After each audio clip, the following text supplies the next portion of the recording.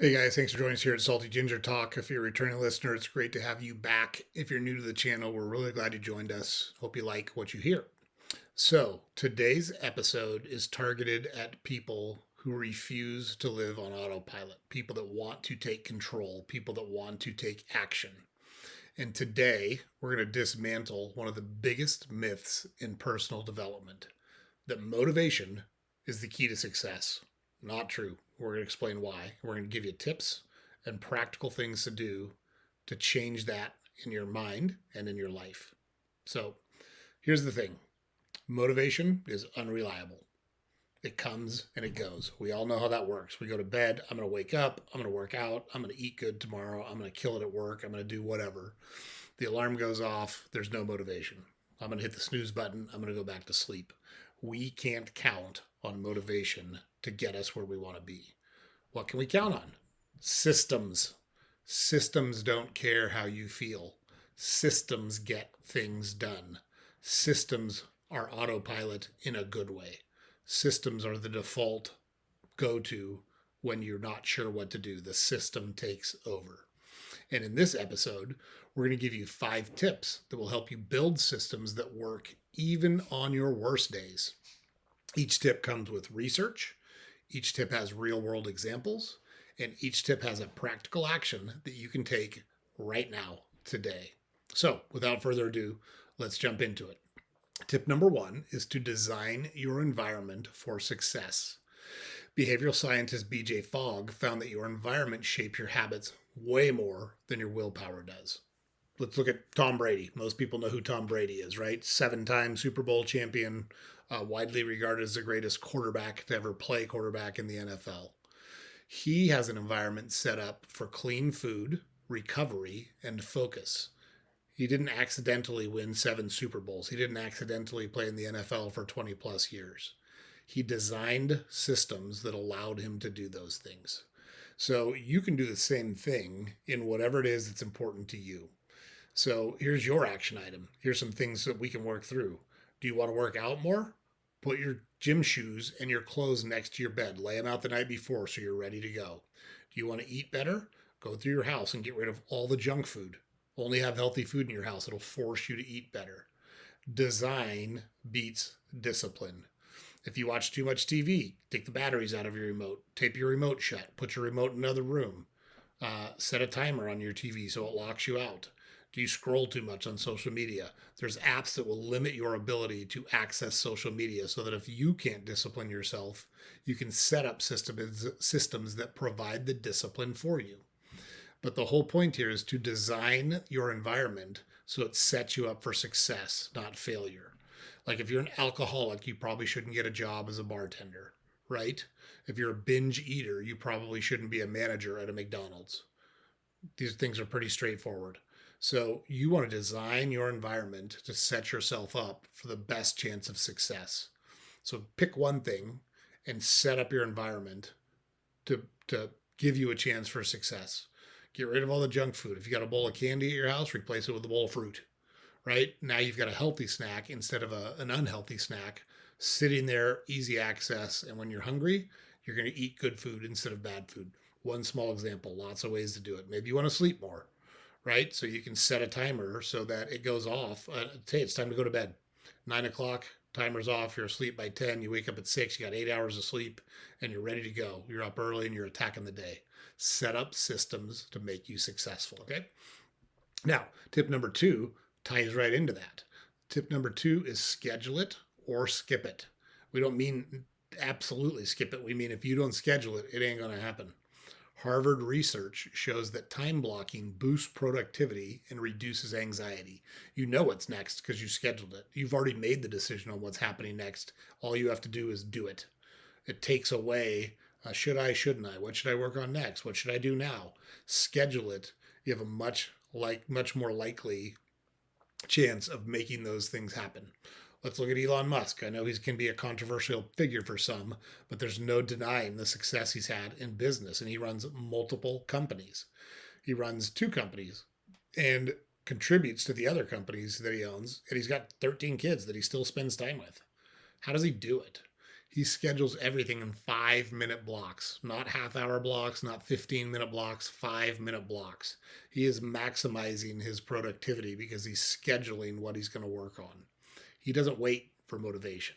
He follows the calendar. He sets the schedule and follows the calendar, right? So the hardest part is actually scheduling. Once it's scheduled, stuff flows. He knows what he's going to work on. He knows what he's doing minute by minute, and he just attacks the day. So what's your action item on this one? Pick one priority task and schedule it for the same time every day. Start small. It doesn't have to be huge. It doesn't have to be monumental. It doesn't have to be earth-changing. It doesn't have to be life-changing. But by doing that, you're going to build the discipline and build the muscle that will allow you to do that in other areas of your life. And the important thing is you got to protect that time and that activity like it's gold. It is non-negotiable. Maybe it's journaling. Maybe it's meditation. Maybe it's working out. Maybe it's having a conversation with a loved one. Whatever it is, you're going to do it every day. It's non-negotiable. It's like breathing. It's like going to the bathroom. You're going to do it when it's time. That's how serious you have to take that one thing. And if you schedule it and stick to it, you'll build that discipline and you can apply it in other areas of your life. You'll be amazed how fast it permeates other areas of your life. Okay, tip number 3 is to track small wins daily. Harvard's Teresa Amably found that tracking small progress boosts engagement and long-term consistency. It's that small win that gives you confidence, that gives you momentum, that keeps you going. Jerry Seinfeld's a great example of it. Jerry Seinfeld is a comedian and he's now a billionaire from syndicating his TV show. But he used to be just a comedian. And before that, he was trying to be a comedian, but he had to break into that business. So he said, I'm going to write a joke every day. I'm going to write at least one joke every day. No excuses. I'm not going to skip. I'm not going to break the chain. He used literally a wall calendar and simply put an X on the calendar each day after he wrote his jokes. It wasn't about writing the perfect joke. It wasn't about coming up with the perfect material. It wasn't about coming up with the life-changing, earth-shattering concepts. It was simply keeping the chain intact. Keep doing the work. You'll get better at it because you're doing it over and over and over again. So what's your action item on this? Your action item is to start a habit tracker. Start it today.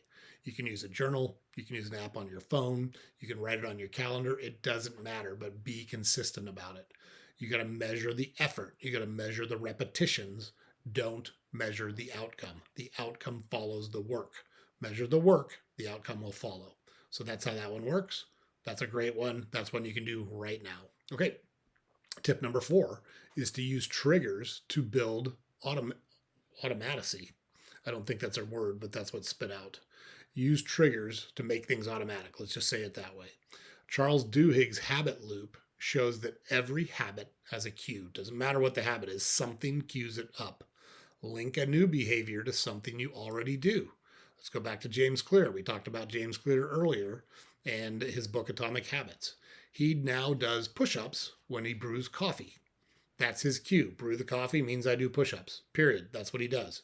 He doesn't think about it. It just happens because brewing coffee is his cue to do push-ups. If you build a trigger that automatically makes you do something, it will work. It's like Pavlov and the dogs. For those that don't remember, Pavlov was a scientist, and he used to ring a bell and then feed the dogs. Ring a bell, feed the dogs. Then he would ring a bell and not feed the dogs, but the dogs would salivate when they heard the bell because they associated the bell with food. The bell was the cue for food. You can do the same thing with yourself. Doesn't matter what the habit is. Like James Clear already was making coffee. Now he does push-ups while he makes coffee, right? So you can do whatever you want. Doesn't matter what it is. Maybe when you brush your teeth, you do squats. Maybe when you brew your coffee, you walk around your living room 10 times or walk around the block once. Whatever it is, you set up a cue to trigger another habit. So that's your action item here. Choose a current habit. Making your coffee, brushing your teeth, driving to work, whatever it is, attach a new micro action to it. After X, I do Y. It's that simple, but it's very effective. So that's your takeaway. Find one thing that you already do and build another habit on top of it.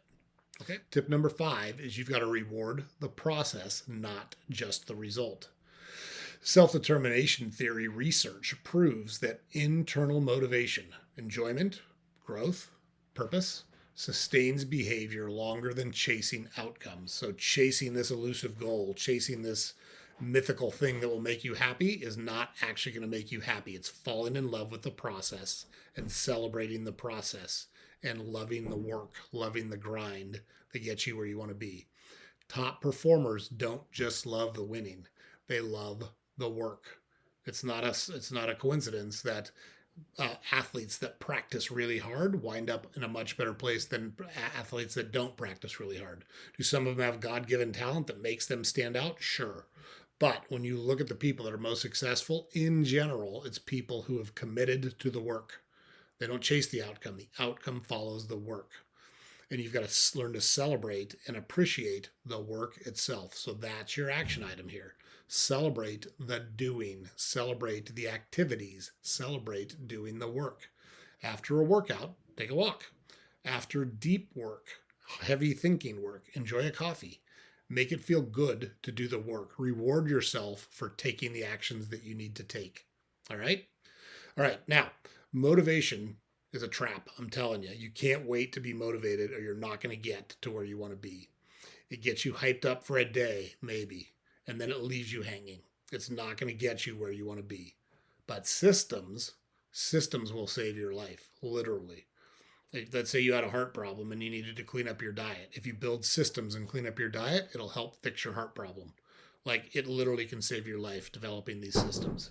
Design your environment, schedule your time, track your wins, use cues, reward the process. Remember the tips we gave you here. That's how you win it on the hard days. Thanks for tuning in, guys. Now, if this resonated with you, send it to someone who can use it. And look, who couldn't use this? I can use this. I put it together and I learned some stuff and remembered some stuff that I have not been doing that I should be doing. And so it's good to refresh on this stuff. It's good to hold ourselves accountable. So that's the episode. There's a lot of good stuff in here. Hope you're able to put it to use and you can really get after it. Design systems to make you successful. All right. Don't forget, head over to our website, saltygingertalk.com.